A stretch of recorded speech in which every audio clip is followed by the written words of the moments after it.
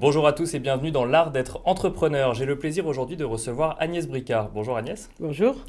Alors Agnès, vous êtes expert comptable et commissaire aux comptes au sein du cabinet Bricard, Lacroix et Associés que vous avez fondé. Vous avez ensuite été la première femme à présider le Conseil supérieur de l'Ordre des experts comptables et vous en êtes même aujourd'hui la présidente d'honneur. Vous avez également fondé la Fédération des femmes administrateurs, fédération dont vous assurez également aujourd'hui la présidence d'honneur.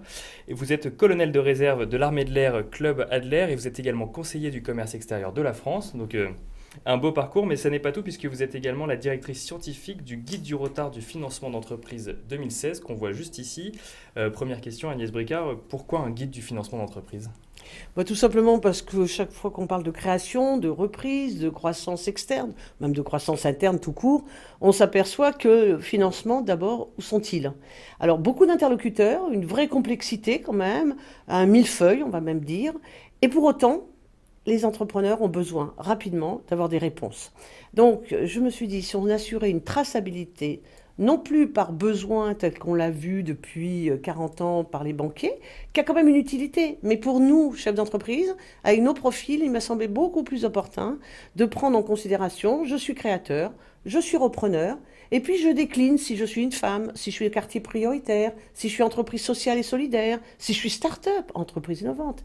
Puis il y a une deuxième grande famille, c'est évidemment la famille croissance. Parce que dans la croissance, il y a la croissance interne, il y a la croissance externe, il y a même la croissance avec des financements de projets spécifiques, mais il y a aussi exportateurs, réponse au marché public, et puis il y a tout le reste. Donc ça veut dire qu'il y a 20 fiches aujourd'hui qui sont présentées dans ce guide du routard avec une deuxième originalité, c'est qu'on met une fourchette basse, une fourchette haute en face de chaque dispositif. Et là on présente tous les dispositifs, autant privés que publics.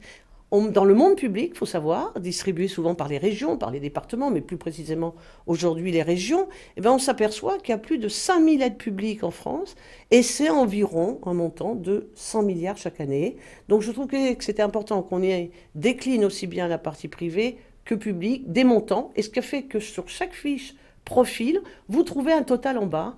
Et quand un créateur présente son business plan, ou un repreneur, ou quelqu'un qui croit, qui fait du développement, c'est tout de même important quand il met ses emplois, de connaître ses ressources. Or aujourd'hui, tâtonner.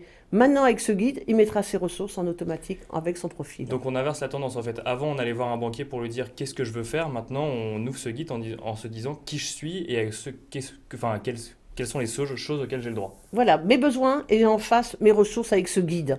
Et ça, c'est vraiment un changement de paradigme. Alors est-ce que ça fonctionne comme un guide de voyage quelque part? On y trouve aussi des bonnes adresses, des conseils? Alors, bien sûr que le financement, c'est un voyage. Donc voilà pourquoi le guide du routard. C'est vrai qu'avec Philippe Gohagen, le fondateur, et avec Hachette, on a eu cette idée de dire faisons un voyage. Mais ce n'était pas aussi suffisant parce que trouver comme ça des bonnes adresses, c'était aussi d'abord faire valider la place financière. En effet, la place financière, la Banque de France, l'autorité des marchés financiers, tout ce qui est clé de la banque, tout ce qui est, n'oublions pas, 4 ministères. C'est-à-dire aussi bien le ministère de l'économie et des finances avec sa direction qui s'appelle la DGE, que le ministère des Affaires étrangères et du commerce extérieur, que le ministère de l'enseignement supérieur. C'est la première fois qu'il s'affiche parce qu'il y a une fiche profil qui s'appelle étudiant entrepreneur. Ça a moins de 2 ans, c'est un réseau pépite formidable pour les jeunes. C'est sûrement avec tous ces jeunes la prochaine Silicon Valley en France. Et on a enfin le ministère des droits des femmes. C'est-à-dire qu'on a une validation. C'est pas uniquement un exercice que j'appellerais solitaire, c'est une validation. Ce qui fait n'importe quelle chaîne d'entreprise prend ce guide du routard, va voir un financeur quel qu'il soit, c'est validé par la place financière, le financeur va le regarder autrement. Donc voilà ce qu'on apporte de plus avec ce guide du routard. C'est un outil donc pour les chefs d'entreprise, mais finalement peut-être aussi pour la place financière alors. Alors, bien sûr qu'il y a la place financière. Quand je regarde au niveau de ce que nous avons fait au niveau Banque de France, par exemple, tout de suite, on m'a dit, donnez-moi la version PDF. Donc, ça veut dire que c'est financier, bien sûr, la place. C'est également chef d'entreprise, mais aussi, n'oublions pas, tous les réseaux qui existent en France. Quand je prends un réseau comme ECTI, qui est un réseau justement de retraités, mais volontaires pour accompagner les entreprises. Quand je prends un réseau comme EG, quand je prends ces réseaux féminins, quand je prends l'ensemble des réseaux, et je ne parle pas des grands réseaux que j'adore, France Active, Initiative France, Réseau Entreprendre, où il y a des prêts d'honneur, des prêts de croissance, tous ont suivi, tous aujourd'hui disposent de ce guide du routard. Alors, on entend souvent dire en France qu'on n'a pas de financement ou qu'on n'en a pas assez ou pas au bon moment. Quel est le constat que vous avez fait, vous, avec la rédaction de cet ouvrage? Déjà, il y a l'idée de la simplification. Parce qu'on est tous partis, évidemment, on se souvient Thierry Mandon qui disait la simplification. Comment ça se démontre? Par ce guide du routard, on a fait en sorte que ce qui était complexe devienne simple, puisqu'il y a une traçabilité, mais il y a surtout des montants, fourchette basse, fourchette haute. Je reviens là-dessus. Quand je suis devant un financeur, il va me demander mon père, ma mère, mon conjoint, ma surface financière, et peut-être qu'on commencera à examiner des fourchettes. Aujourd'hui, je ne peux pas. Tout se fait en ligne. Moi, je mets mes besoins en ligne. Il faut qu'en face, je mette des ressources. Donc, cette traçabilité, avec en plus des montants à titre indicatif que j'ai pris à chaque fois auprès de chaque acteur qui me les ont confirmés, ces montants, permet réellement aujourd'hui de dire on est dans la simplification. Vous disiez que c'est en fonction des profils. Il y a un des profils en particulier qui est le profil des femmes entrepreneurs. Est-ce qu'elles sont encore trop peu nombreuses aujourd'hui? Elles sont 30%, enfin ça peut être 32 aujourd'hui.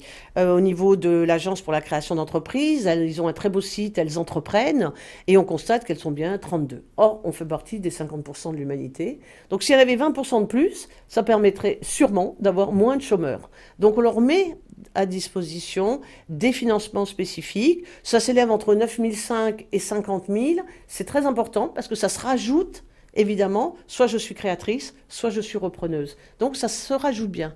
Et je pense que c'est essentiel de dire qu'il y a des réseaux féminins autour. Pour autant, il faut arriver aux 50%. Donc j'espère que ce guide du routard donnera du sens à ce développement.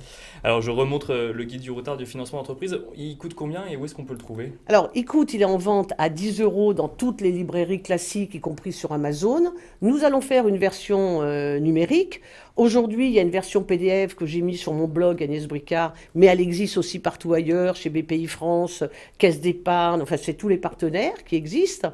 Et en plus, on va faire une version dynamique, là, c'est-à-dire fin avril, on va faire en sorte que par rapport à cette version PDF, on y mette des liens avec des fiches détaillées sur chaque ligne de dispositif, avec des interlocuteurs, et faire en sorte que justement cette version numérique soit aussi en e-book, en Android.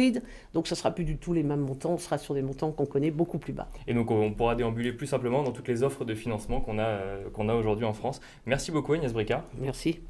Merci à vous et je vous donne rendez-vous très bientôt pour un nouveau numéro de l'art d'être entrepreneur.